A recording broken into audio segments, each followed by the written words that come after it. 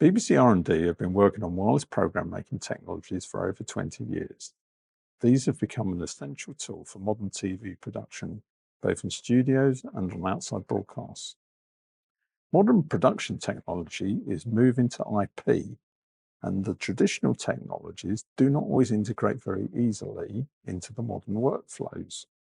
For the past 3 years, we've been looking at 5G standalone private networks as a new wireless production making tool. In the UK, the spectrum in the range of 3.8 to 4.2 gigs can now be licensed through Ofcom for private use. This provides us with the quality of service we need for broadcasting. 5G is a native IP technology, and it gives us the opportunity to replace a range of traditional legacy wireless devices with a single IP network where all the devices run on shared infrastructure. For the coronation of King Charles III and Queen Camilla in May 2023, our news teams approached us with a problem. They have a number of bonded cellular devices that they use day in, day out, but they can't always rely on these at large events where the public networks are often saturated by members of the public who are using them to upload content to YouTube and Twitter and Facebook. They wanted to be able to use these devices, but have a guaranteed quality of service.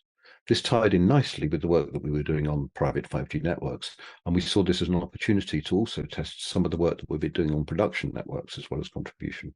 Initial testing and feasibility studies were carried out at the University of Strathclyde's 5G rural testbed on the banks of Loch Lomond in Scotland.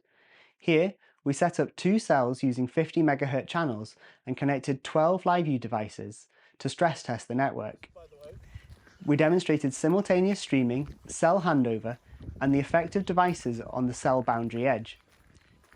On a very cold and wet day in March, we met at Canada Gate for the first on-site testing.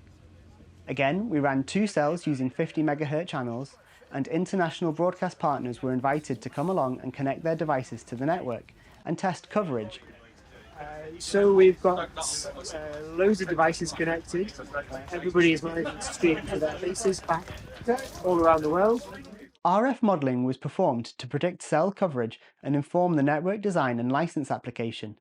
The decision was taken to deploy 7 cells at 4 sites along the Mall, using a classic A-B alternating channel plan. An additional 8th cell would be deployed at Canada Gate to provide coverage outside Buckingham Palace for low latency video stream testing with BBC R&D and Sony. So for our 8-cell radio network, we've got coverage from Buckingham Palace all the way down the Mall to Admiralty Arch. Each of the cells has got a cell radius of about 250 to 300 metres, so we've got 8 of them spaced evenly down the Mall. Commodity devices like this mobile phone can be connected to a 5G standalone private network. The networks can be tuned to suit the production use case. So running a speed test on this phone, connected on our 5G network, we see the connection has been configured to favour the uplink performance, which is generally the requirement for TV production. So this is our control software where we're monitoring the network. We're able to look in real time at each of the SIM cards and see the performance of them in terms of RF and the sort of the overall network throughput. The ones that are highlighted yellow here, they are actively uploading video data back to their broadcast servers.